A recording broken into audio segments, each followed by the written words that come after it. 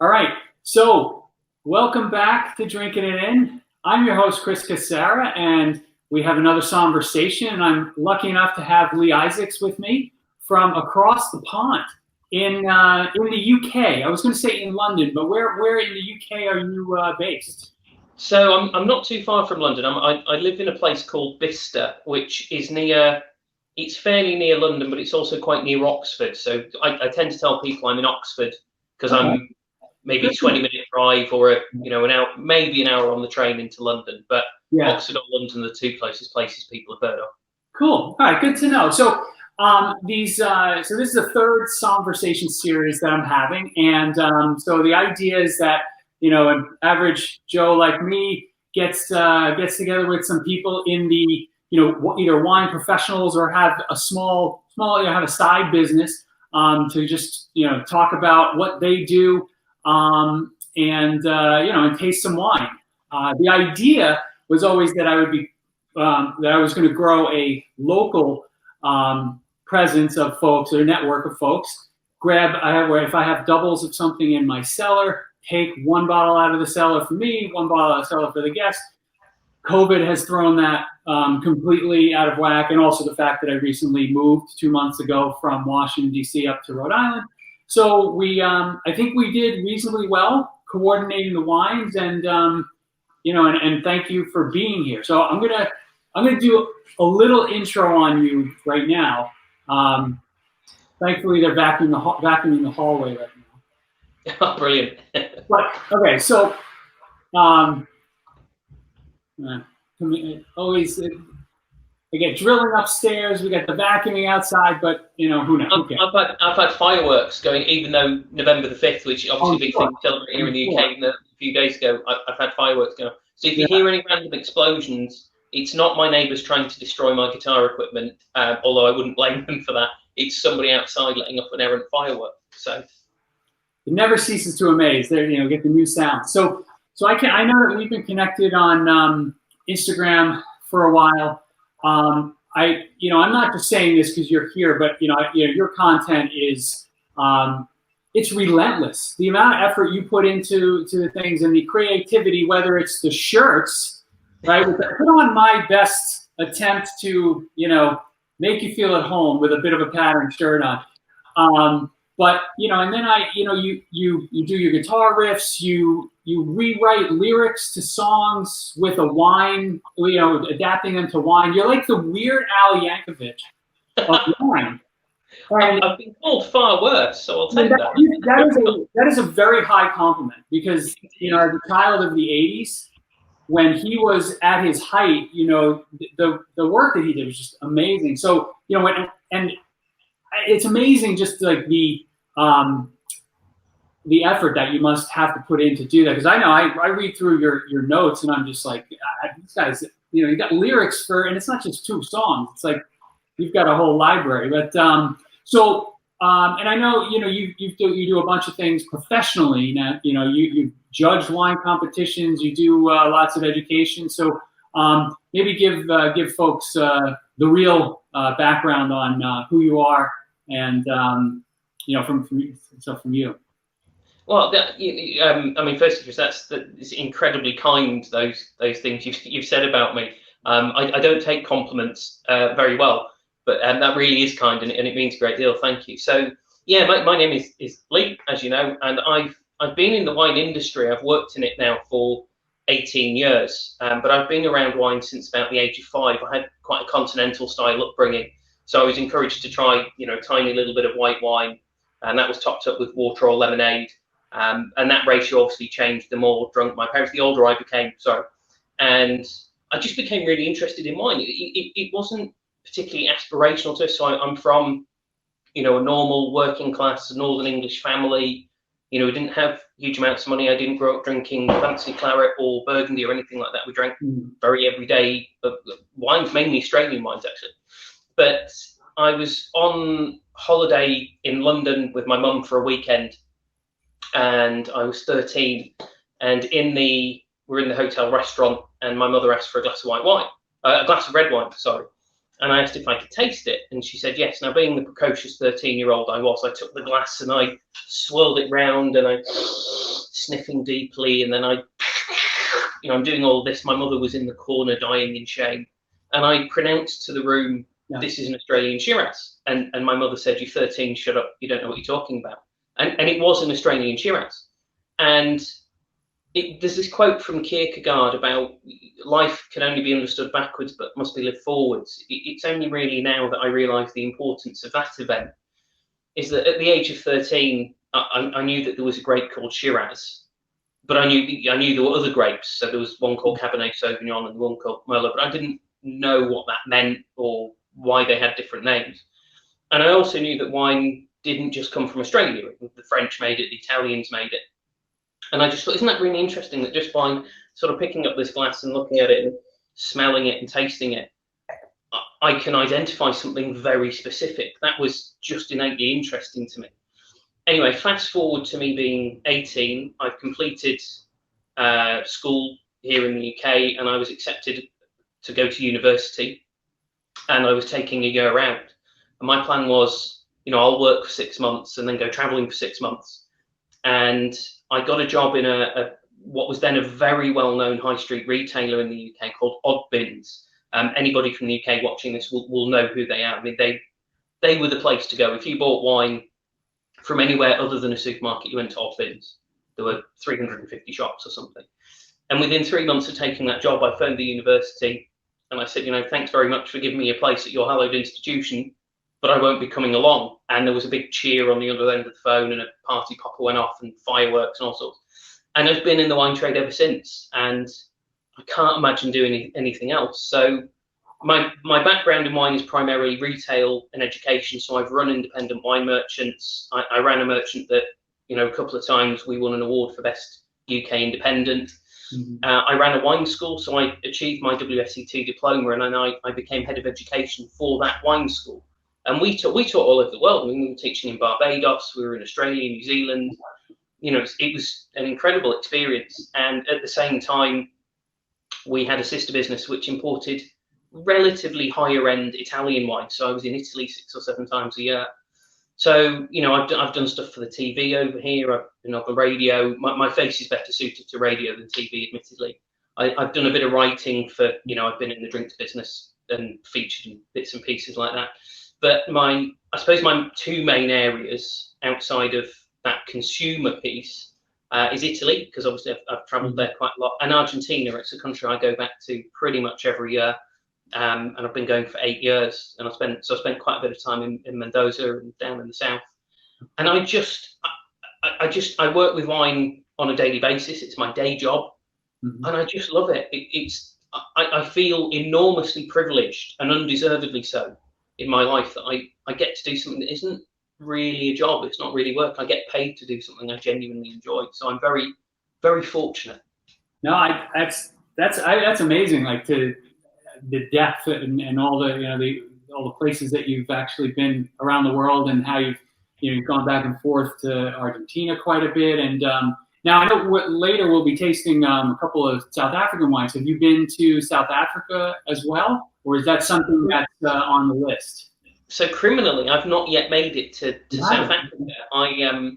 I've had a really deep love of South African wines for about 10 years, and that's because I was running an independent merchant, and we were hiring an assistant manager, or as I tell him, assistant to the manager. We hired this guy who was South African. So him and I suddenly spent a lot of time together, and we ended up living together. He needed somewhere to live, so did I. So my closest friend is a South African guy, and I started to become immersed in South African culture, and he cooked a lot of South African cuisine. We drank a lot of South African wine. Mm-hmm. We had a lot of South African producers coming to our store. So although I've not made it, it's on that list, and every single time we go back to Argentina, I'm going, should we go to SA just this time? So it's definitely on the list. There were plans afoot this year, but COVID and one thing and another. But we'll definitely get out there eventually. It's just such an exciting wine producing country. Yeah, and I know that, because I was spoiled. There was about a 3-year period where I was going for work. I was going back and forth to London and Dundee, Scotland. Wow. Every let's say 6 to 8 weeks for 3 to 4 years. Like, so I was, doing a lot of miles and, drinking a lot of UK sparkling wine, which I can't get too much around here, which is really bad, right? The sparkling wine in the UK is absolutely amazing. It's on par with anything that I've tasted, right? And, but you can't, it's not very well distributed in the States just yet. I'm constantly on the search for like my Ridgeview Cavendish or something like that. But what I noticed in, by being in there is that there was a big presence in terms of from Argentina, Chile, South Africa, and then Europe naturally, just as sort of the mainstays of the wine lists and, in restaurants and whatnot in stores. I think where we're so lucky in the UK is, I believe this to my core, is that we have the best wine market in the world. And that's because although we now make wine in England, we've made wine for a long time, it goes back to the Romans, but it's always been so small, tiny production that we wouldn't really say we make wine. But we're very thirsty wine drinkers. There's, it's in the UK, wine is the most popular beverage. So there's population of the UK is 65 million, give or take. And there are 33 million regular wine drinkers in the UK. So over 50% of the population drink it. But because we've never really made our own, we've been thirsty for everywhere else. And you can walk into a half-decent wine shop in the UK, or in fact a half-decent restaurant, and you'll have wines from anywhere. The very best merchants, they've got Greek wines in there, Moldovan wines, Romanian wines, all of these countries that we might, and because of their scale of production, perhaps we might look at and go, they're very unusual, and not saying that as a pejorative at all. But we've got such a great wine market, and certainly the independent store that I was running, we carried 1,500 wines, and we weren't a big shop or a large business, but we had 1,500 wines in there before you looked at spirits and things like that. And we're so blessed to have that market here in the UK, and I think people are really starting to appreciate that we do have access to that. Yeah. Some of the countries that you just mentioned, like we're starting to see over here, like whether it's Moldova or Croatia or some of those, the wines are shockingly good and really well priced. So it's cool to finally see some of that hitting our shores, right? Because you probably, again, like you said, you probably had it over there for a long time. That's it. So so living in, Oxford is a really multicultural area, and I did live in Oxford. I now live very near Oxford. Mm-hmm. I loved living in Oxford because I just made friends from all over the world. So I had really good friends that I'd see on a daily basis from America, from South America, from parts of Europe. And I became friends with a really good guy. He's now he's living in California now. He's from Michigan originally. Okay. And he spent some time living in New York. And when I first got to know him, he was talking about how he loved coming into my shop because he could find all sorts of Italian wines. Mm-hmm. And I was going, oh, hang on, you lived in New York, a lot of Italians in New York, wine shops. Surely there's loads and loads of Italian wines. And he's saying it's not quite like that. It's, you walk into a wine shop in the UK and there's, I don't know, 200 SKUs of Italian wine. He said, it's a lot harder to find even in New York. So I suppose I was quite surprised at the availability there. Mm. Yeah, and it definitely is a little more, I don't want to say hit or miss, but like there are certain stores that you can walk into where they just, they have an amazing selection, they do a lot of work for you. And then there are a lot of stores where they just have big brands and, and it's sort of like, okay, we've got 3 bottles of Barbera and a Dolcetto just because I need to have it on the shelves or something like that. Yeah. Interesting, because you were saying about English wine. So a good friend of mine now here in the UK, the wonderful Corinne O'Connor. So she's on Instagram. I think it's the Corinne O'Connor, Corinne with 1 R and 2 N's. So she's a young American woman, really sharp, really switched on, and she actually worked in distribution in wines when she was in the States, and then she fell into winemaking, and she's moved here to England to start her own project. So I sort of look at that and go, but you're from America. There's vineyards everywhere, right? Yeah. So she come to England, and she was telling me that the wine that got her into English wine, which was one she found in the States, was Night Timber. And Night Timber, when we talk about the top, I don't really like doing sort of top things because I think that's a little bit reductionist in some ways. Yeah. But if you were to go look the top 5, top 10 English producers, Night Timber Sparkling would be up there. But I'm vaguely aware of the complexities of selling and moving wine around 50 different states. And, yeah, it's all 3-tier system, and like everything is. It's sort of medieval. Oh, that actually, I just moved the light a little bit. I feel like that was a little better. It's very, well, I mean, it's every state is different, and some of them are, they're very draconian with how they protect their retail, or how they think they're protecting their retailers and distributors by basically not allowing shipments in from out of state, which is crazy. So, you can have, amazing sites that, have all kinds of wine, and then, it's like you put an order in, you go to put in your address, like, sorry, we don't ship to, Massachusetts is a bad one. I haven't been in Rhode Island long enough to know whether it's easier to get wine sent to you. But yeah, when I lived in Massachusetts for a while, it was really it was hard. It was pretty closed off to even sending a bottle, because I know when we started this conversation, I think sometimes it was like, look, if I can find a bottle and stick it in a box and send it to the USA. And I used to do that in the role where I was, running this wine school and the Italian agency. We did a lot of tenders with airlines. So, the company I worked for, we were the first people to get an Italian white wine in BA business class. That was one of our sort of little claims to fame. And we used to tender for everybody, American Airlines and Delta and people like that. And I remember I'd sent some samples to the States for a tender, and they got through no problem. And it was a month later, and someone somewhere ticked a box in the US legislative office and changed the rules. And I had to send more samples, and we couldn't get them in. And we ended up having to get somebody to put them in the hold luggage, fly them to Chicago, and kind of offload them and take the 2 bottles or 3 bottles and actually physically deliver the bottles to the American Airlines office or whoever it was, and then fly them back. And you go, but I just want to put them in a box and send them to them. It was crazy. That's funny. So, all right. So I have a couple of questions I want to ask you before we get into the wine. What happened? Got you back. All right, that was close.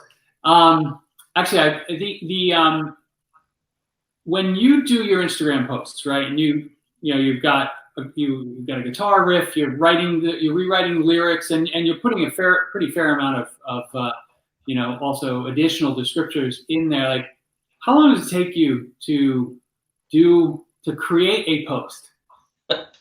That's a great question, because some posts, I suppose I've never considered myself a creative. I think this is the most creative I've ever been is since lockdown.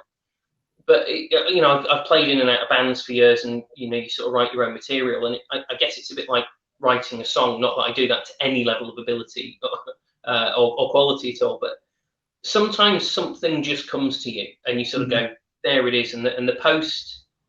So I've done a couple of things. So obviously, Argentina is a country I know fairly well, and I know producers quite well. So I might come up with a post about a producer that I know well from Argentina, and actually that kind of content is there, and I'll spend a few minutes just checking, do they still have 100 hectares of vines, and I might get on the phone or send an email.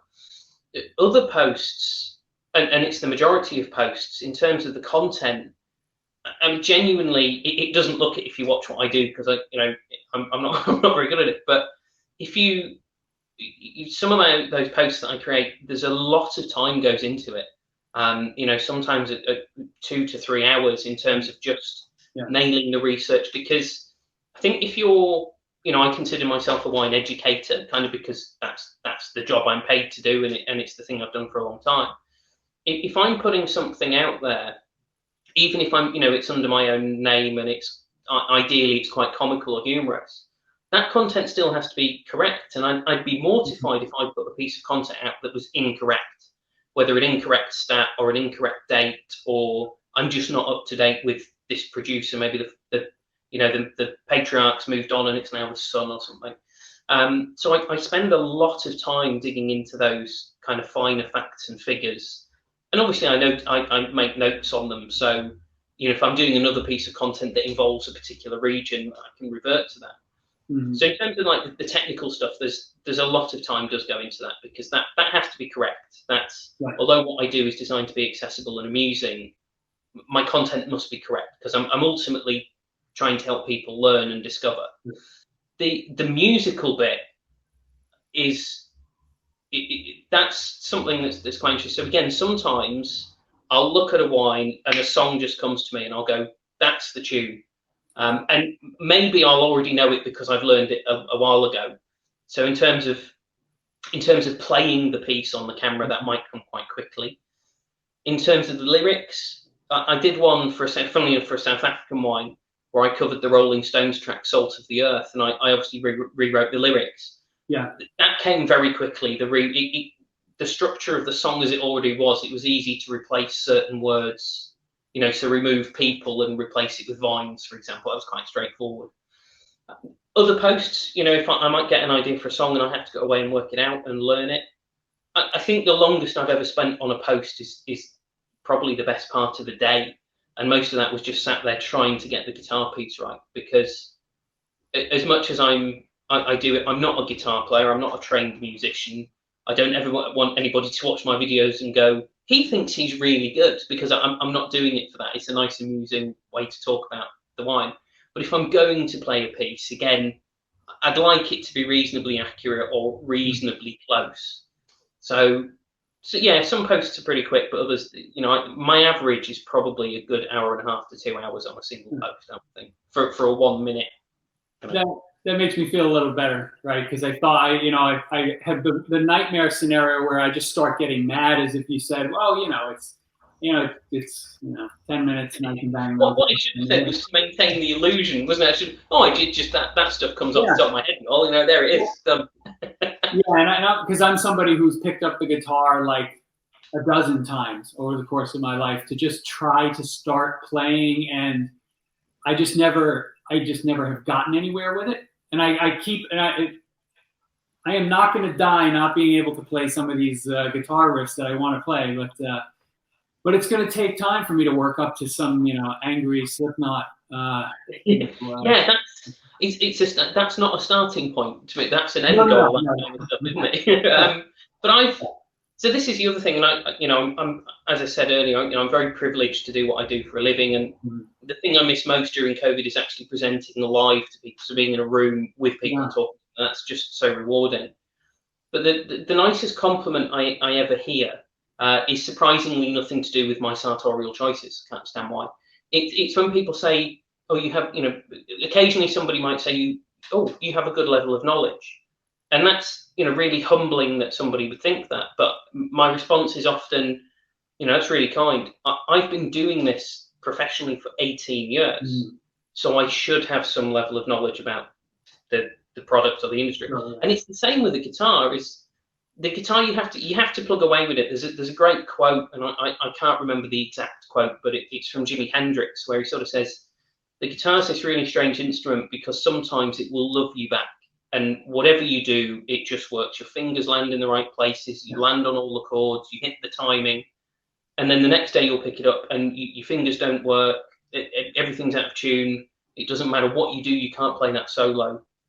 And so you have to, with the guitar, you keep doing it, and something somehow clicks, and you start to get those open chords like a D and a G. And you start to realize, actually, I can play 95% of, the Billboard 100 song. I can play 95% of those, right, with these 3 or 4 chords.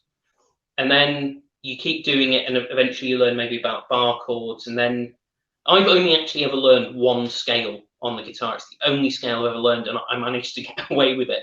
Yeah. So it's just about keeping doing it. And eventually, when that thing clicks, it's really interesting, because it's a bit like the wine thing. So if I'm at a party and there's a guitar in the room, I'll probably end up picking it up at some point. But somebody might go, "Oh, what do you play?"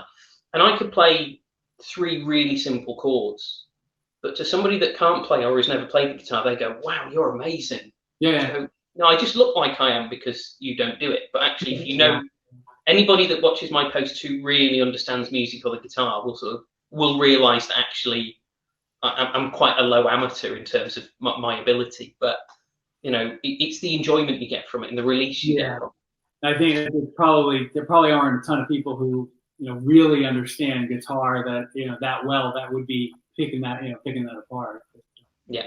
Yeah. So a friend of mine, because you talk about how long it takes. So the guy that got me into the guitar, I'm still friends with him. I've known him I've been playing the guitar now for 21 years. So I've known this guy, you know, a quarter of a century or something.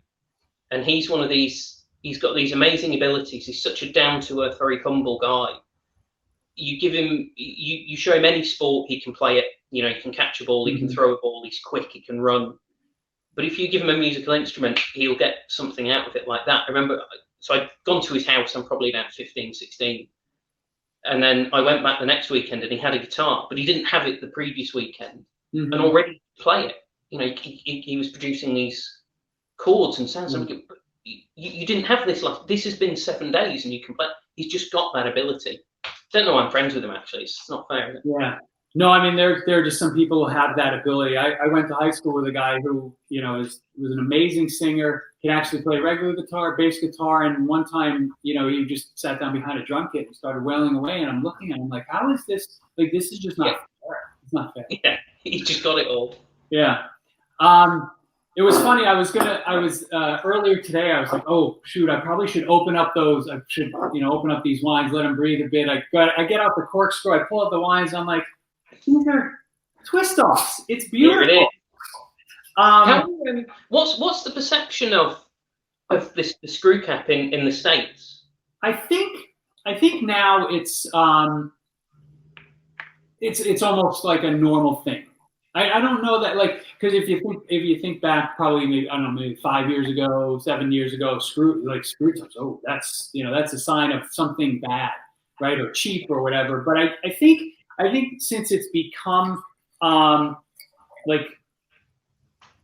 it's become more accepted and it's a lot more prevalent. I feel like the perception is gotten better, and people are less freaked out about it, you know. And it makes it a lot easier to store your wine because we don't have to lay it down too. Right? Exactly. There's so many benefits. So the stat here for the UK market, and you know, I don't know the stats for the US, but the stat in the UK market is that 95% of wine purchased is consumed within 24 hours of that purchase. Okay. So we know that most consumers over here, they're not buying wine to later, they're buying a wine to drink. And actually, it's the ease of use, it's easy to reseal. In terms of the on-trade, so bars and restaurants, it's sort of my day job. I deal with a lot of bars and restaurants from an educational perspective. Okay. And a lot of the time I hear, look, that my staff don't know how to use the corkscrew. They're nervous of using the corkscrew. They don't want to. Well, I wouldn't even think about that. Screw cap, you know, speed of serve, ease, professionalism, you know, all of that. So it's quite an interesting spin. Certainly, 15 years ago, this was met with a great deal of skepticism and suspicion. Yeah. You know, as you say, it's cheap. The wine is cheap. It's nasty. Well, you know, in actual fact, it isn't cheap because, you know, to put a screw cap on is more expensive than a cork because the glass itself has to be the right shape. Okay. Thread. The capsule is metal. You know, it's not a plastic. And today, I encounter that question far less, a lot less. So it's not really an issue here, but it certainly was, and it just shows the power of education.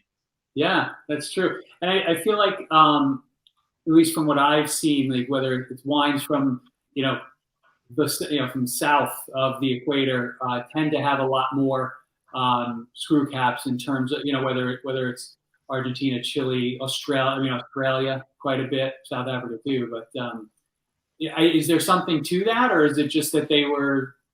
They saw the value in it a little earlier than most. I think there's a couple of elements. So the screw cap itself, in terms of wine, was actually invented by a French company in, I think, the 1950s, because French consumption was very high. You know, it was always a bottle of Vin Rouge at lunchtime. Yeah. But the French, being very traditional, didn't take to it. So the patent for it was bought by a company called Stelvin, which was Australian, which is why we still hear a lot of people refer to the screw cap as Stelvin, even though there's lots of different companies that produce Stelvin. And I think the New World, partly because they didn't have that sense of tradition, that didn't come out quite the way I meant. Not like they should have, but they didn't have that hang up of, well, hang on a minute, my grandfather and his father before, it was a cork. they didn't have that as a hang up in terms of accessing hang up, I think is a good word.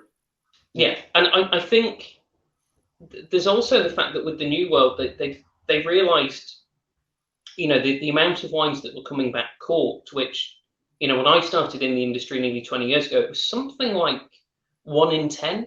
10% of wines that had a cork in were ruined. That's a huge amount of wine. Yeah. So I think the New World went, well, we don't have to do that. The Old World said, we are seeing more French wine in screw cap. We're seeing more Italian wine in screw cap. Italian's very traditional, more so than the French, I would probably argue. But we're seeing a little bit more in Italy. What I do, I work very closely with a Rioja producer, really top. They go back to 1924, and they're putting their wines under screw cap. Rioja's, Spain's pretty traditional as well. If we talk about the big three, so there were changing attitudes in the Old World, but definitely the consumers, I think, have driven that. So there was probably an element in the New World, Australia and New Zealand and so on, going, hang on, if we put that on there, consumers like that from a retail perspective on a shelf. They have to. So there's probably lots of different strands to it. Sure. Okay, so other than not being scared of screw cap, that's one bit of advice. What now, because you're in a different market than I am, than most of probably the people who tend to consume my content. What are some of whether it's a grape, a region, a wine style, like what should people be drinking more of, or what's under the radar, underrated? That's a really good question. I suppose. Do you know what? Usually, and I'll explain my say unusual. Unusually for me, I think I'm going to start in Spain, and the reason I say that is, Spain was the first wine country I felt I understood. So when I started learning about light wine, trying to understand the complex rules and regions, French wine was alien to me. I didn't grow up drinking French wine, and I studied Bordeaux, and then I realised that in Bordeaux there's like 10 different systems. So I thought, well, I'll try and learn Burgundy, and then they've got a different system. So I kind of got my head around Spain. And certainly in the UK, I imagine the stat is similar for the States. 60% of Spanish wine sold in the UK is Rioja. Well, Rioja's great, but there's so many other regions in Spain to explore. So, I think there's really exciting places like Bierzo, which is kind of closer to Portugal, closer to the border, and they're making wines from a grape called Mencia. Really wonderful, quite fruit forward, but still with energy and tension. I really like the wines of Bierzo, and actually a region close to there called Ribera Sacra. But north of that in Galicia, you've got Albarino, which is, I think, fairly well known now, and that's a nice way of, I always like knowing what somebody drinks, and as much as I have this slight comedic background, so I do very, very bad stand-up comedy. Many would argue it's not even comedy at all. It's just a guy standing up. I'm just grabbing a bottle for your amusement. Yeah, no trouble. Whilst I like to make jokes about that, I never mean that. So I really enjoy it when somebody says, do you know what? This is what I like to drink. And my next thought is, okay, if you like New Zealand Sauvignon Blanc, that's great. That's brilliant. That's to be celebrated. Do you know what? When you fancy something different, if that's what you like, why don't you look over here? And I think Albarino from Spain, maybe even Cadello. I think that's really exciting. I of course, have to go to Argentina because that's where a lot of my proclivities lie. And we all know Argentine Malbec. I mean, that'll be as big in the States as it is here, as in every other market, Argentine Malbec. But Argentina does so much more than just Malbec, and they do Malbec really well. But I remember my first visit out there, which is 8 years ago now, nearly 9. I came back and I'd been there 2 weeks. I think I did 14. I almost did a producer a day. And I came back talking about Cabernet Franc, which is a favourite variety of mine. It's historically, it's so important because it's a parent of Sauvignon Blanc. It's a parent of Cabernet Sauvignon, which are much more famous. But Cabernet Franc has this wonderful, slightly earthy character, which I particularly like, a savouriness. Not everybody does. But it's got this freshness and this tension to it. So I think going to Argentina, but just saying, do you know what? I drink a lot of Malbec, and that's great. Maybe I can explore a couple of other reds. Cabernet Franc, they do really well. Bordeaux blends, they do really well. And I'm a huge, huge fan of Dorantes. I like aromatic whites. Yeah. I confess, I've confessed it on social media, but in this environment, I was actually patient 0. I was diagnosed with chronic Riesling dependency. and I've struggled through life with that. Mm-hmm. And sometimes, you just got to step outside Riesling once or twice, and Torrontés. It's just such a wonderful variety. It's so versatile for food as well. It's a wonderful variety. Yeah, I'm gonna have to. I've had. I think I had a bottle of Torrontés once or twice, but yeah, I have to explore that a little more. So where I left you for a moment, it's are you familiar? I'm guessing. Are you familiar with the Patalos? Yeah, that's so that's. Now I don't know for sure, but I would say that's probably the biggest brand of Bierzo in the UK. Bierzo. Fabulous one. Great value. Great value. Amazing. So what's interesting is, I completely agree with the Spanish theory. I think you gave me some more ideas, but this particular wine, I think for the last I'm on a couple of amazing mailing lists locally, right? Gordon's Wine in Waltham, Massachusetts being one of them, right? And they, one year, like every year, I get an email. It's like, you got to buy a case of this, and I'm like, yeah, whatever, right? And then finally, I bought a case of this one year, probably 5 years ago, and I had a bottle, and I was just like, what is this? And I ended up, of course, giving everybody in the office a bottle, and now every year I just try. I feel like if I don't find a bottle of that, I'm doing myself a disservice. It's great for Thanksgiving, at least for us, Thanksgiving. But yeah, Mencia, amazing stuff. Well, that's a really good comment there on the food matching. Is obviously Thanksgiving dinner. I've been very lucky to eat one Thanksgiving dinner. So my friend who I mentioned earlier, Nick, who's from the States, and he was living over here in Oxford, and a few years ago he invited us all around, and he put on the whole works, everything that I would expect to find, from watching films and stuff like that. It was the full spread, and I was sitting there going, we've got to adopt this. We've got to have this celebration. It's amazing. But with terms of that food matching, it's very similar to a traditional Christmas dinner. We always think about red and white burgundy, red burgundy. Well, hang on a minute.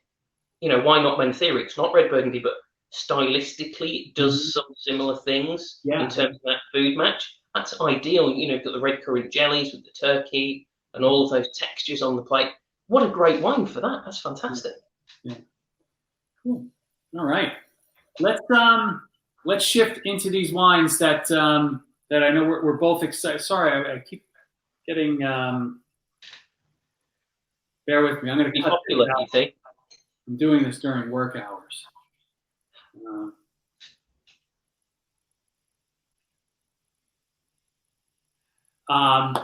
Okay.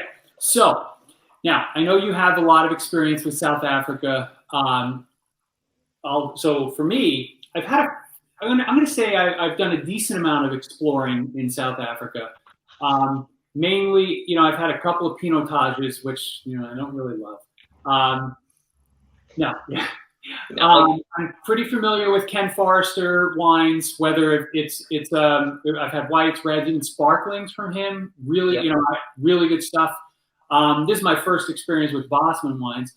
And then Hamilton Russell, which they are in the Hemelinard Valley. Hemelinard, which it means heaven on earth, which is they do Chardonnays and Pinot Noirs. Just incredible. And there are a few other producers that that come to mind that when I think about South African wine, there's a lot of good stuff down there. When you were suggesting, we were talking through where to go, and and not recognizing that you've got a lot of exposure in South Africa, I was like, okay, that sounds like a good idea. And then we were able to at least get the same. We were able to get a Chenin Blanc and a Shiraz. My Chenin Blanc, I think, is a year younger than yours, with a totally different. I like your label better, but but that's the.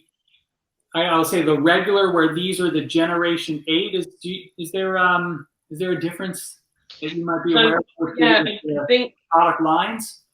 I'd ordered the Gen 8, and they're very close in price point. In fact, almost the same. So I'm not able to ascertain exactly what the difference is between the Gen 8 and this one, but they're certainly very similar in price point.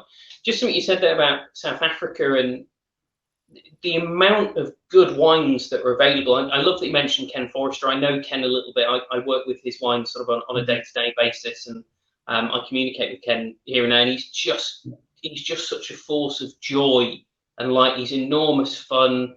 He's got quite good taste in shirts as well. But his wines are amazing. Hamilton Russell, again, I know well. I've worked with their wines in Hemel and Ardbeg around the Walker Bay, and so you've got Hamilton Russell. You've got Southern Rye around there, Bouchard, Finlay, all around that area. Great wines. But actually, for me, the Bosman wines are new to me as well. So, which is quite interesting. Yeah. Because I say they're a major producer. The Bosman are home, or the Bosman family run South Africa's largest vine nursery. So the Bosman family go back in South Africa to like the early 1700s. I think the record of their first Bosman in South Africa was 1707. And they've owned a wine farm since 1810, still in the family, hence the eighth generation on the wines that we've got. But it was in the 50s, I think it was 1957. It doesn't matter when it was the 50s. The family said, we're going to focus on growing and we're going to be a nursery. So we're not going to produce our own, we're going to grow fruit, we'll sell that fruit and juice off, but we'll focus on building a nursery, phylloxera free, all of this. And that, I believe, is actually one of the 3 largest vine nurseries in the Southern Hemisphere. So it's a major. I've got a really good friend of mine, Lisa, who she spends a lot of time in SA, and she was, feeding me all this information. She's brilliant.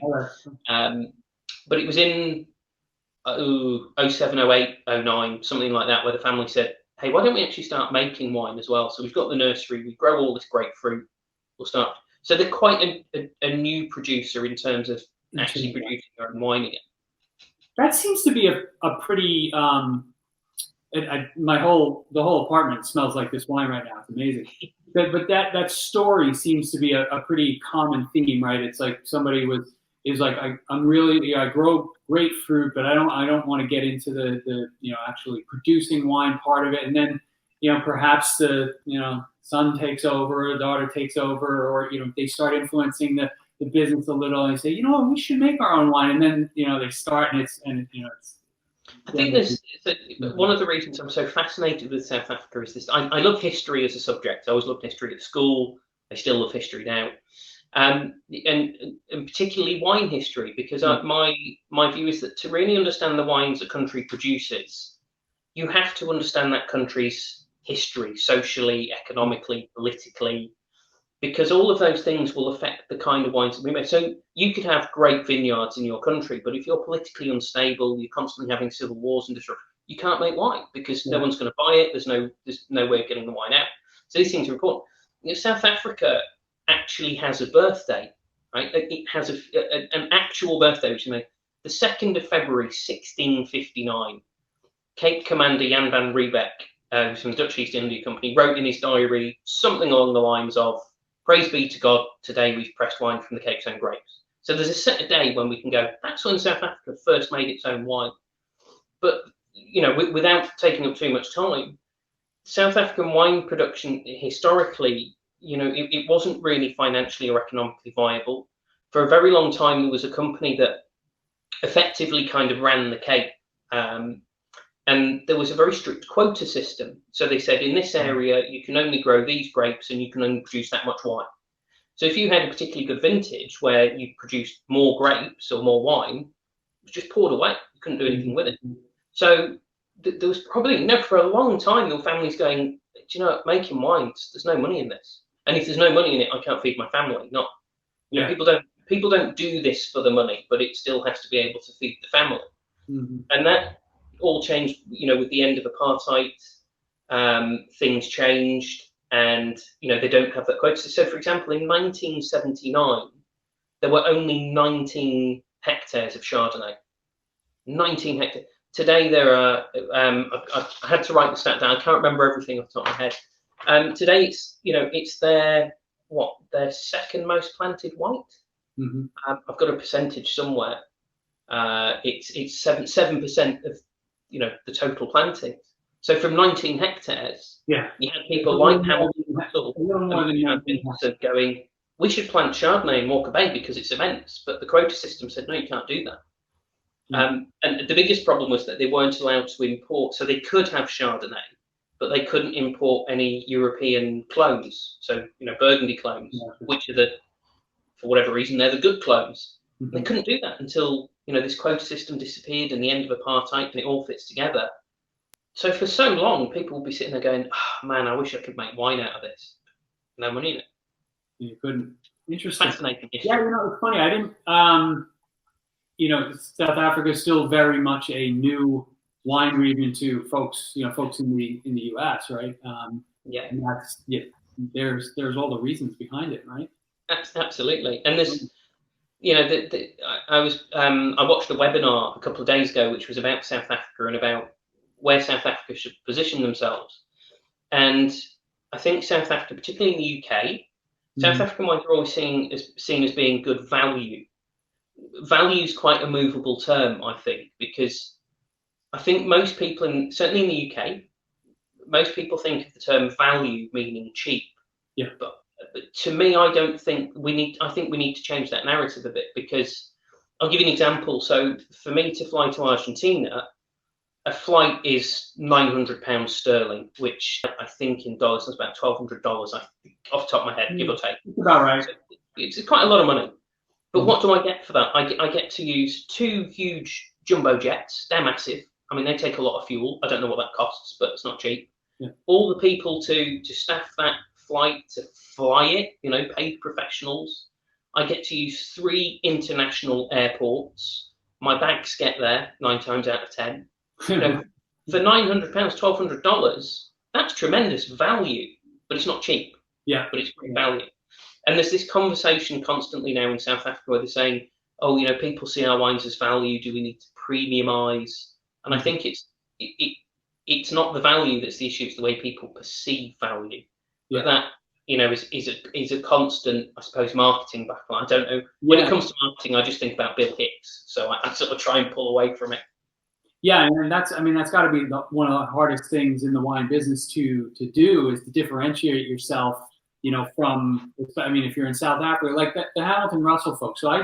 So I've gone to actually 2 tastings up here where, with, I think it's Anthony and Olive, right? There, the husband and wife team. And like, for the fact that, number one, that they were up here, right, doing these tastings, but then, what the wine chefs did is they put those wines with some, French Burgundies, and you're lining this stuff up left and right, and it's amazing. And they go toe to toe with those wines, no problem. And so then you're like, oh, okay, well, obviously I should be, this is incredible value, but it's expensive actually for South African wine. Yeah. I had one other experience like that. It was with a wine. Now I think about it, the winery Vic in Chile. Oh yeah. We have that great one. Went to a tasting one Saturday afternoon with where they were pouring Vic along with all of like the high end Napa Cabernets, so your Opus 1, Camus, whatever, and it was like I tasted the 5 right through the end, and I was like, I'm not even interested in these wines. Like, I want that Vic wine, but that's $125 a bottle, right? Yeah. So, but I can still get 2 of those for one of the Opus 1, so that's a great value. But it's just weird. I ran a Burgundy tasting in my store, and as a ringer, I put in blind a bottle from Bouchard Finlayson called Galpin Peak, which is their top Pinot Noir. Okay. And I can't remember how many people there, but the response was something like 85 to 90% of the people went, "That's the wine. We don't know what it is because it's blind, but that's the wine of the night. That's the one we want." Again, it's the South African one. I think I told them the price, so we knew the prices of the Burgundies, and this, again, it wasn't a cheap wine, but for the cost of some of the Burgundies, you can have 2 or 3 bottles of it, and you go, well, where's, it's that what price are? How much reward do I get from this? It's the South African wines. I think we reassess the term value. South African wines offer phenomenal value at pretty much every price point, from entry to really quite expensive. The reward that you get for those wines, personally, I believe is phenomenal. Yeah, I would agree. All right, so we've got Chenin Blanc. both of us with Chenin Blanc, right? I think again, South Africa and Chenin Blanc for me, an easy combination to to get a quick win, right? If you go in the store, South African Chenin Blanc, you're generally going to be pretty lucky with it. I think they do that really well. This, I mean, this one is, it's peachy and it's light and just fun. That's exactly where I was going to go with this one. So again, with this kind of quota system, and I had a really good chat with Ken Forrester about this. There's a chat I had with him, not to promote my own Instagram, not at all, but if you're interested in the chat with Ken, I had a really good conversation with him about 3-4 months back. And back in the link, I'll put it. Oh, great, thank you. In the 1990s, when Ken Forrester kind of took over what is now Ken Forrester Wines, everybody in South Africa was saying, grub up Chenin, get rid of it. It overproduces, it's cheap, get rid of it. And Ken Forrester, he wasn't the only one, but he was one of the apps, and I say that just in case people think there's too much adoration. There were others, but Ken Forrester really spearheaded it in South Africa, saying, whoa, we can't grub this stuff up. Chenin makes some of the greatest wines in Europe. Look at Coteau de Leon and so on and so forth. And he helped preserve Chenin. And if you look at what South Africa has now, they've got some proper old vine, 100-plus-year-old vine Chenin. But Chenin, for me, always trumps, it's a poor word to use, Chenin, for me, always beats Chardonnay, because that's awful. I don't do political stuff. I really don't. It's okay. It's okay. It's sort of the entry point, and this is, so for me, this was £10 sterling, which is about $13, $14, I think. Yeah, I think this was around. I think both of these were $14 to $18, somewhere in that range. Yeah. No, I sort of quickly looked at the exchange rate.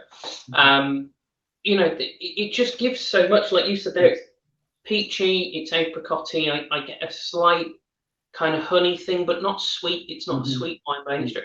But you used the word there, fun, and wine should always be fun for me. Even serious wines, we're getting into quite esoteric territory, but wine should always be fun. And even if you're drinking a wine that's a real, as the Italians might say, vino di meditazione, there still has to be a fun core to it. Yeah. And Chenin, and this example here, bright fruit, lovely kind of, it really coats the palate. Yeah. It really lingers there and sticks with you. It's and it's just, I think, 12.5% alcohol, because that's not too bad. But like, you don't necessarily, you don't even feel like you're drinking it. It's sort of like, it's easy. It can be a focal point, if you want to just drink it by itself and enjoy it. But if you had it with a meal, it wouldn't overwhelm anything. I really love wines that do that. That are able to do both things easily without being manufactured. And you're absolutely right, Chris. I totally agree that if you just want this as something in your glass that you're going to enjoy, but not focus on it, it's not on the pedestal. Throw it at a simple plate of pasta or fish or white meat, fantastic. But if you do want to sit with it and maybe make a more detailed tasting note, there's enough there that there's really something to it. And there's an area of South Africa, it's not where this is from, but there's an area of South Africa called the Swartland, which is kind of, as you go up the west coast, it's a huge area. And 20 years ago, people were saying, what's all this nonsense? It's now the cool place to be. Yeah. There's a lot of really old vine Chenin there. And some of the old vine Chenins that I've had from there would be coming in, they might be weighing in, I'm quickly trying to do the exchange rate, at maybe like $20, $25. Okay. Give or take. Yeah. And the quality of these wines is, we're talking about ridiculous value. I mean, stunning wines. And that's just what Chenin is capable of, and what South Africa has been able to do with it. Cool. Yeah, this one it's more lemony when you drink it, but the aromas are peach and just bright peaches. I get that lovely, slightly like lemon meringue thing, and it's that way it coats the palate. I just think, it's a really good go-to white. Yeah. Especially if you're a bit, maybe one of those drinkers who's still a bit suspicious of Chardonnay. There's a lot of people like that. I'm not really a big Sauvignon Blanc drinker. I struggle with, although I'm a Riesling drinker, I struggle with acidity, which doesn't make any sense. But Chenin for me is such a great go-to kind of everyday wine. it just, I just think it's tremendous value. I really, really, really rate it. It sits in. It can be, you know, like you said, if you're a Chardonnay drinker, drink some Chenin Blanc. If you're a Sauvignon Blanc drinker, drink some Chenin Blanc. It can please both the masses. It's another, I think this is another one. Thanksgiving, if you want a white wine, right? Chenin Blanc is everything. It's I guess it's typically well thought of in that category. But usually, again, when you see your top 10 wines for Thanksgiving, it's always Pinot Noir, Chardonnay, and you know the usual standbys. And I mean, I think it's kind of not to say the obvious, but the obvious. When you, I think there's sometimes an expectation. Again, UK market may be different over there, but there's an expectation that Chenin might be a bit sweet because you know Chenin makes. So I had one of these sort of pub arguments or conversations with a friend, you know, which white grape is better, Chardonnay or Chenin? And I said, well, hang on, whoa, Chenin, it makes bone dry wines, it makes really super sweet wines, it makes sparkling wines, you know, it does everything but make a red wine. But a lot of Chenin has, particularly European style, has been made with a little bit of sweetness and off-dry style. And here in the UK, again, we treat that with some form of skepticism. I'm not entirely sure why. But you know, good dry Chenin, it does what decent Burgundy does in a different way. You can get really good oaked, you know, leesy, malolactic fermentation, all of that stuff. You can get all of that in Chenin. So it's just a nice alternative to Chardonnay. Yeah, no, definitely. So this one was a success. So that's good. That's really cool. I'm gonna move him over here. Keep him in the picture now. All right.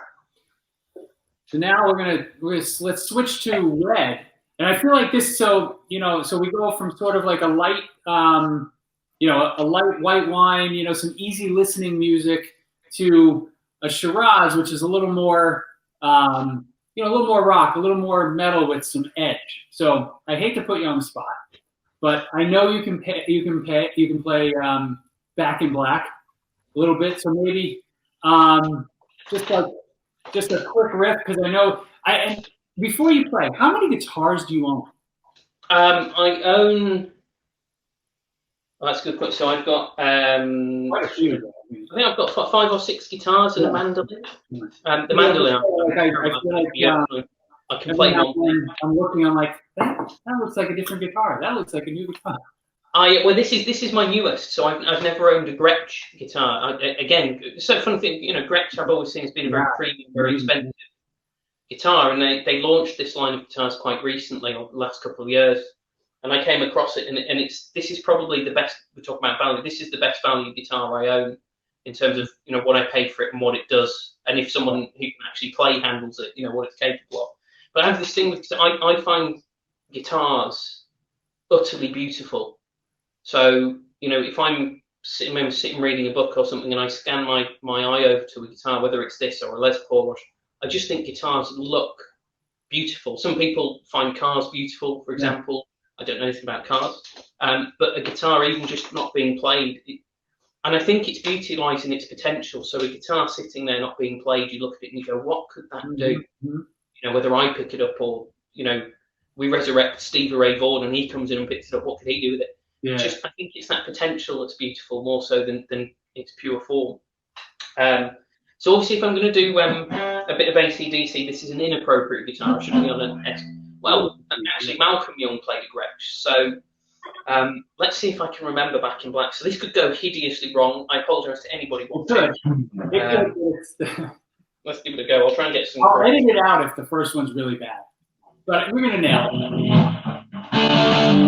we go.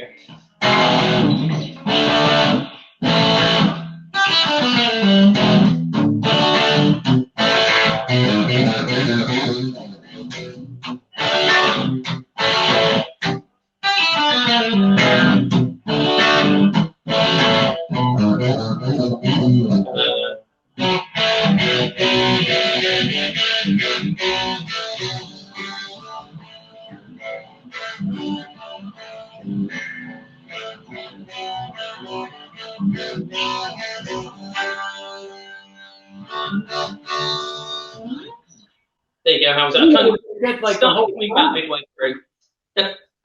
I thought I was listening to like a little riff. That was great. That was great. I think you know, I go to a lot of concerts. One of my friends, who is, we're both just 80s metalheads, right? And I go to a lot of concerts, and I'm always bringing like sparkling rosé to tailgate.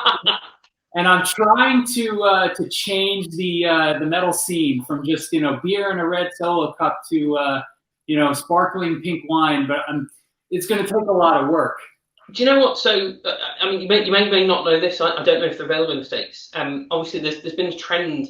I actually wrote an essay on it for my WSET exams about the notion of celebrity in wine. And there's quite a lot of celebrity-made or celebrity-endorsed wine products.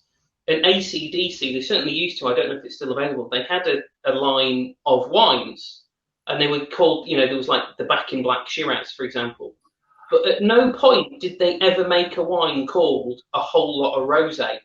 And I just look at it and go, what were your marketing things playing at? It was written itself, surely. Actually, so I'll tell you my first experience with rosé. You know, I'm 18, I've started in this wine shop. And we used to sell loads of wines from Fetzer. Huge amounts from Fetzer. And we had the Fetzer Syrah Rosé, and it was really deeply coloured, and it was almost a red. We sold this thing for, you know, it was entry of £6. So, you know, by today's exchange rate, less than $10. And we sold masses of it. We used to sell it to like the local rugby club, and it was this kind of like, your big macho rugby playing guys, we want to see you drinking rosé. And they loved it. And it just showed that we've got to break down those barriers. I like it. I'm going to continue to try. I at least have, you know, with anybody that we go to concerts with, nobody's surprised when I pull out the pink beverage tailgating. So, you know, we're going to break down those. What's your sparkling pink of choice? For concert tailgating, it's the Gruet Brut Rosé. It's from New Mexico in the U.S. Oh, wow. Okay. Which doesn't make any sense at all. But they do. They have a rosé. They have a regular brut sparkling, and they also do a wine called Sauvage. Right. And it's just it's amazing, right? $14 to $16, incredible stuff. So that sounds a silly question. Is that not too hot to grow grapes for wine? Well, you would think the same, right? But somehow they're doing it. I have to devote a little time to doing some research on that to see where. And thank you for actually playing that. That was great. A little research on the New Mexico on the Gruet winery, because like it doesn't make sense, right? You would think it's in the middle of the desert and this and that, but maybe but they've obviously figured out how to do it.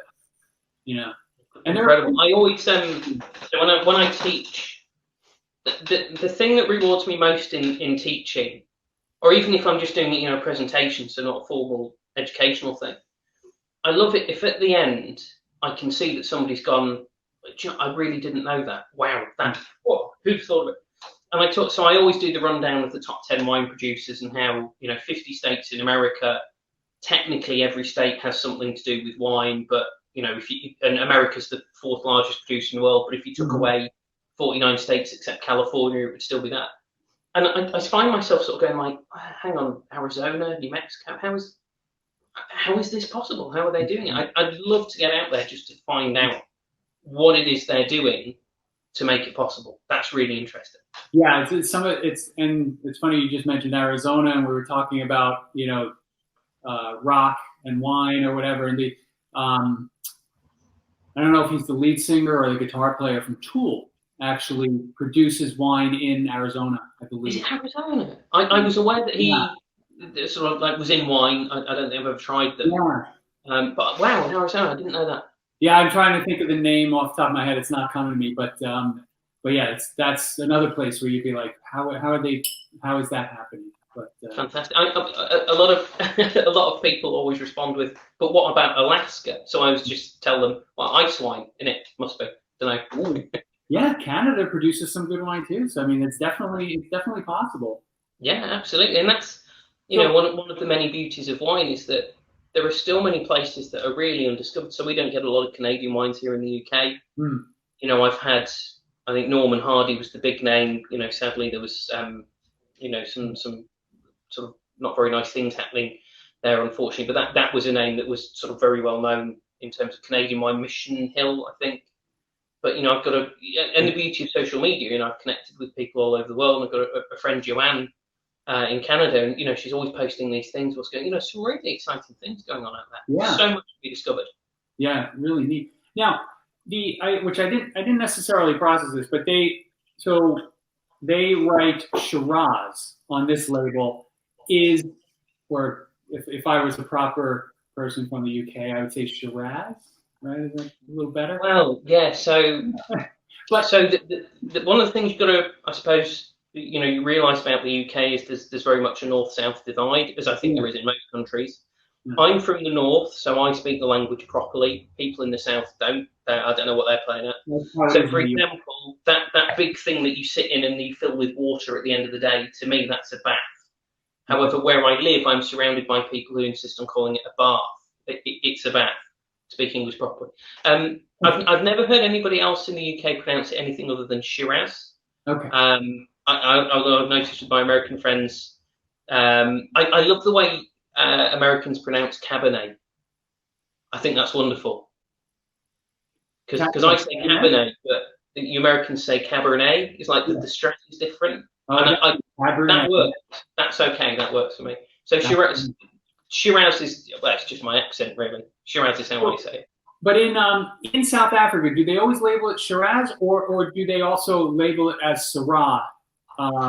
Because I feel like I might have seen it both ways, and that could get confusing. Whereas Australia, it's always Shiraz. Always Shiraz. And I shouldn't say in the US it's always Syrah, because I think I've seen it. So what's happened in South Africa? I think you're quite right. In Australia, it's always Shiraz. Yeah.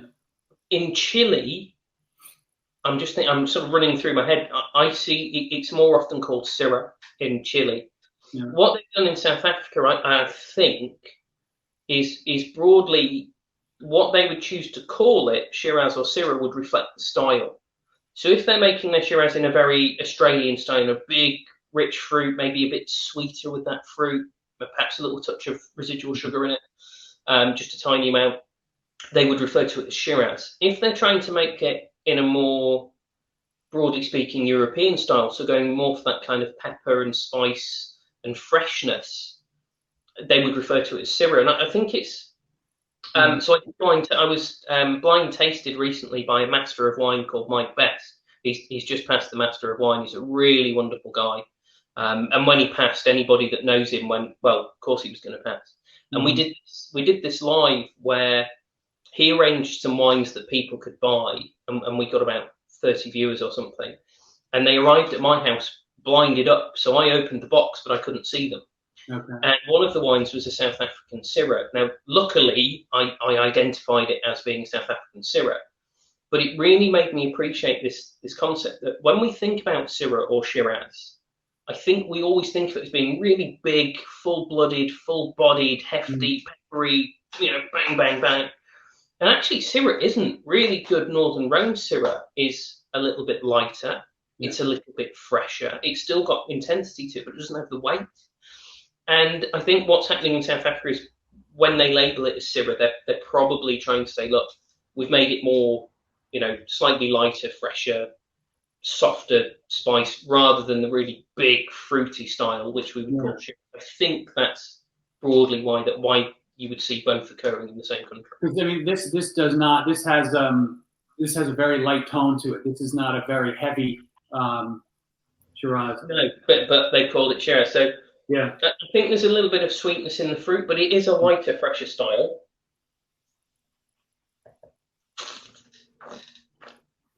I think it's the fruit style. So it's not a big hitter. You know, I suppose it's what we term medium-bodied rather than full-bodied. Yeah. But it's just got that little bit of sweetness in the fruit. The aromatic is kind of toned back, so it's not big peppery or white peppery style. And actually, the alcohol on that is 13.5, so it's a little bit lighter. Really well. Yeah. That's nice. So Shiraz is Shiraz is the Cape's second most planted red variety. Cabernet Sauvignon is their most planted red. Then it's Shiraz. Then they've got that Pinotage thing, which they should just listen. Anybody from South Africa watching, grub it up, right? You gave it a go. I respect that. Yeah. Grub it up and put some Cabernet Blanc in there. Come on, sort it out. So Shiraz is really important in South Africa, and I think the fact that Shiraz can cope with a variety of climates and it can produce a slightly lighter, fresher style or a big, rich sweet stuff. South Africa is really diverse in what it has to offer in terms of climate and soil, incredibly diverse. So Shiraz is a really good fit for that because you can do all sorts of things with it, a bit like Chenin. There's a variety of styles in which you can produce the wine. Yeah, this one is neat. It's not as like you said, it's not overpowering. It's almost red in character, and not like a dark black fruit with. There's definitely some spiciness. Like there's a little zing to what there's a little tingle there, isn't there? Like but it's a nice aromatic spice rather than like a chili or a hot spice. Yeah, I like the flow of acidity here. There's just almost like a core of freshness that comes through it, and really soft tannin as well. It's not that kind of grippy, grainy style. No, but I agree. It's more of that sort of soft red fruit style. There's maybe just a hint of something darker in there, but it's red fruit more than black fruit for sure. It's nice. Again, that's a really drinkable wine, isn't it? Yes, it's very, very drinkable. Is a really good way of saying it because it's it's really nice.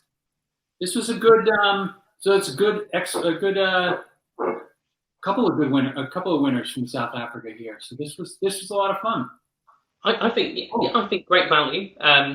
It's certainly been fun. I'm always amazed when anybody wants to talk to me about anything. To be honest, usually the shirts are enough to put people off. But as I sort of said at the start, what a joy in life to talk to. I get to talk to interesting people who are interested, who have really cool thoughts and ideas about this stuff that's made from grapes, and that genuinely to this day it blows my mind that this stuff is made from grapes. That just because a fruit grows out the ground, we can do all this cool stuff with it. And I think the day that doesn't happen, that's the day I have to give up wine and the industry. But when I was in Argentina last year, my wife is from Mendoza. And we actually had our wedding anniversary there, which is the first time that we had that date there. So we got married, and then we've never been back in Argentina on that date. And we had a wonderful visit. We went deep into the heart of the Uco Valley to Piedra Infinita, which is Firmino Zuccardi's award-winning vineyard and winery. It's a staggering place. And I remember just, we were sitting there having a really lovely meal with, Adriana's parents were looking after our son, Corte.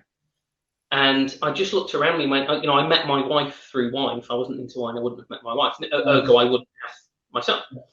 And I just remember looking around and going, everything I have that I've earned in my life, the house I live in, the shirts I buy, the guitars I can afford, the wonderful woman I'm married to, happened because of this stuff. And it all comes from grapes. Fruit. Perfect. Genuinely blows my mind every time. Awesome.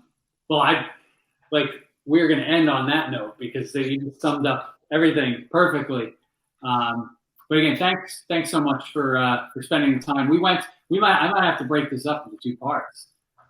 This could be a two-parter. Quite a long one. Chris, thanks so much for asking me. It really is an absolute pleasure. I've really enjoyed connecting with you on Instagram, and I love the content you put out because of just those pithy but really genuine tasting notes. I love the fact that there's nothing manufactured about what you do. It feels like if I came around to your place at the weekend or something and you were drinking and tasting, that's exactly what it would be like. And I really like that. In the world of social media, there's a lot of manufactured stuff and whatnot, and there's a whole conversation around that. But I just love your content because it's so real. And I look at it and just go, do you know what? Here's somebody really enjoying wine. That's brilliant. That's a wonderful thing. So thank you so much for having me. That's great. That's so nice to hear. Thank you so much. All right. Okay. I'll tell you, there was one thing I was going to say. Because we were doing South Africa, Yeah. So I'm going to end on a traditional Afrikaans toast. I don't know if you speak much Afrikaans. No. Right. It's a language not widely spoken outside of South Africa. Now, because obviously we're doing this virtually, this may or may not work, but we'll give it a go. So I'm going to say a phrase in Afrikaans, and then I'd like you to repeat that phrase, and that will happen 3 times. So I'll say 3 phrases. I'll slow it down a little bit to account for the fact that we're not actually face to face in the same room. Okay. But it's quite a nice way to finish on an Afrikaans toast. So, all right. Phrase 1. I kyk hom, I blink nie. Cool. So you gotta say that again. I kyk hom, I blink nie. Ik kyk hom, ek kyk nie. I ruik hom, I stink nie. Ek ruik hom, hy stink nie. Brilliant. I kom, kan ek hom nie drink nie. Ek kom, kan ek hom drink nie. That was really good, considering that there's lag and we're doing this virtually. So the full thing is I kyk hom, I blink nie. I ruik hom, I stink nie. I kom, kan ek hom nie drink nie. Now I'm reliably informed in Afrikaans that means I see you and you do not shine. I smell you and you do not stink. Why can I not drink you? And if there's a better toast than that, I haven't heard it. I like that. That's perfect.